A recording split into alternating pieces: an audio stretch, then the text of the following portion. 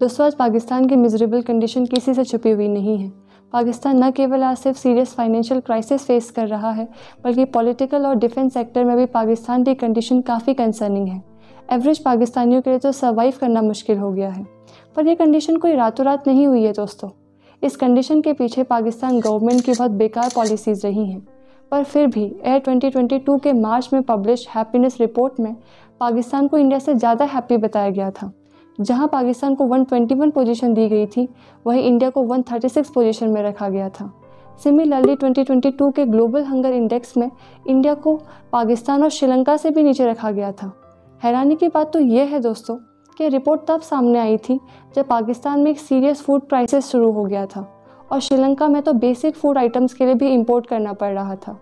ऐसी एक report press freedom के मामले में रिपोर्टर्स विदाउट बॉर्डर्स पब्लिश करती है। तो इस रिपोर्ट में इंडिया को यूएई, जहाँ पे कोई भी प्राइवेट मीडिया आउटलेट नहीं है, और हांगकांग, जहाँ पे प्रो डेमोक्रेसी मीडिया आउटलेट जैसे कि एप्पल डेली और उसके एडिटर्स को चाइनीज़ गवर्नमेंट फोर्सफुली बैन कर चुकी है, तो इन सभी कंट्रीज़ में भी वर्ल्ड प्रेस फ्रीडम इंडेक्स में इंडिया को नीचे रखा गया था। तो दोस्तों, इन सभी रिपोर्ट से साफ होता है कि कुछ वेस्टर्न मीडिया आउटलेट्स के साथ साथ अब वहाँ से रिलेटेड कई ऑर्गेनाइजेशंस भी इंडिया को डेवलप होते हुए नहीं देखना चाहते, और उनके हिपोक्रेटिक माइंडसेट को भी ये रिपोर्ट साफ साफ हाईलाइट करती है। तो दोस्तों, ऐसे ही कुछ और एग्जांपल्स के बारे में डिस्कस करते हैं, और सबसे इम्पॉर्टेंट कि आखिर रीजन्स क्या हैं इन सभी वेस्टर्न मीडिया आउटलेट और ऑर्गेनाइजेशन के एंटी इंडिया न्यूज़ और रिपोर्ट्स पब्लिश करने के पीछे। तो चलिए वीडियो स्टार्ट करते हैं।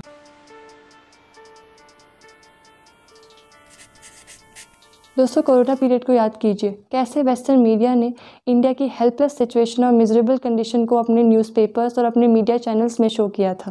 दोस्तों, ये बात सही है कि कोरोना के सेकेंड वेव में इंडिया की कंडीशन काफ़ी सीरियस थी, पर पूरे वर्ल्ड में #डेवलप नेशन का टैग लगा के घूम रहे कुछ देश जैसे खुद अमेरिका, फ्रांस, कनाडा और ब्रिटेन में भी कोई हालात अच्छे नहीं थे। इंडिया से काफ़ी कम पॉपुलेशन और बेटर हेल्थ फैसिलिटीज़ होने के बावजूद भी इन डेवलप नेशंस में लोगों ने बिना ट्रीटमेंट के वजह से अपनी जान गंवा दी थी। पर फिर भी वेस्टर्न मीडिया ने ऐसा कुछ शो नहीं किया। पर इंडिया के ओवरबर्डन क्रेमेटोरियम्स की इमेजेस और फोटोग्राफ्स को इन वेस्टर्न मीडिया ने अपने न्यूज़ चैनल्स के जरिए पूरे वर्ल्ड को शो किया था। ऐसा ही दूसरा एग्जाम्पल तब सामने आया दोस्तों, जब इंडिया में 3 एग्रीकल्चर लॉज के खिलाफ काफ़ी बड़ा प्रोटेस्ट चल रहा था। तब उस समय में वेस्टर्न मीडिया ने और वहाँ से रिलेटेड कई ऑर्गेनाइजेशंस ने इंडियन गवर्नमेंट को काफ़ी सजेशंस दिए थे और इंडियन गवर्नमेंट को काफ़ी क्रिटिसाइज़ भी किया था। पर जब ऐसा ही एक प्रोटेस्ट कैनेडियन बॉर्डर्स में बहुत सारे ट्रक ड्राइवर्स ने कैनेडियन गवर्नमेंट के मैंडेटरी वैक्सीनेशन के खिलाफ किया था, तब वहाँ पर भी कैनेडियन पुलिस फोर्स ने बहुत ब्रूटली उन प्रोटेस्टर्स को हटाया था। कैनेडियन गवर्नमेंट ने इन प्रोटेस्टर्स को हटाने के लिए इमरजेंसी भी इम्पोज कर दी थी। पर उस समय वेस्टर्न मीडिया ने अपनी किसी भी रिपोर्ट या किसी भी न्यूज़ में इन सब के खिलाफ पब्लिश नहीं किया। तो दोस्तों, ऐसे ही इंसिडेंट्स टाइम पे आते रहे हैं जब वेस्टर्न कंट्रीज़ की मीडिया ने और अब तो वहाँ से रिलेटेड कई ऑर्गेनाइजेशंस ने अपनी रिपोर्ट्स और अपने न्यूज़ में इंडिया और इंडियन गवर्नमेंट को क्रिटिसाइज़ किया है। दोस्तों, सबसे मेजर क्वेश्चन ये राइज होता है कि आखिर रीजन क्या है इन सभी वेस्टर्न मीडिया आउटलेट्स के एंटी इंडिया न्यूज़ और रिपोर्ट्स पब्लिश करने के पीछे। तो पहला रीजन है रेशियल प्रेजुडाइज।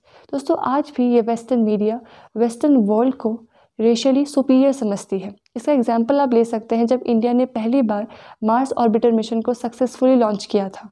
ये मोमेंट सभी इंडियंस के लिए प्राउड मोमेंट था, क्योंकि इंडिया पूरे एशिया में पहली कंट्री बन चुका था जिसने ये फीट अचीव किया था, वो भी पहले ही अटेम्प्ट में।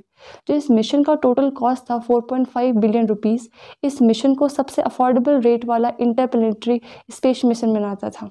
पर वेस्टर्न मीडिया ने इस अचीवमेंट को प्रेस करने के बजाय इंडिया के इस अफोर्डेबल रेट वाले मिशन को उसके सस्ते प्राइस को लेकर मॉक किया।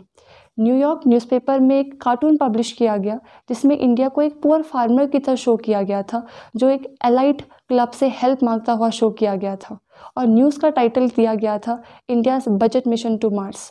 तो दोस्तों, ये न्यूज़ साफ इंडिकेट करता था कि वेस्टर्न मीडिया ये एक्सेप्ट ही नहीं कर पा रही कि इंडिया भी अब एक मेजर स्पेस पावर बन चुका था। दोस्तों, वेस्टर्न मीडिया के इस बायस का दूसरा बड़ा रीजन है पुअर फील्ड नॉलेज, या बोले तो इंडियन बैकग्राउंड को लेकर बहुत ही लिमिटेड अंडरस्टैंडिंग होना।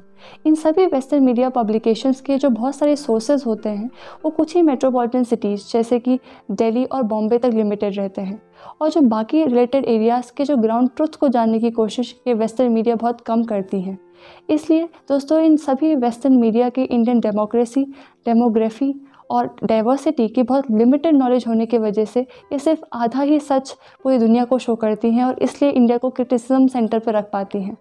दोस्तों, इस वीडियो में मैं डिस्कस किया कि कैसे वेस्टर्न मीडिया काफ़ी टाइम से इंडिया और इंडियन गवर्नमेंट को क्रिटिसाइज़ करती आ रही हैं और आखिर रीजंस क्या हैं इन सभी वेस्टर्न मीडिया आउटलेट्स के एंटी इंडिया न्यूज़ और रिपोर्ट्स पब्लिश करने के पीछे। आई होप आपको ये वीडियो इन्फॉर्मेटिव लगा होगा। Thank you for watching.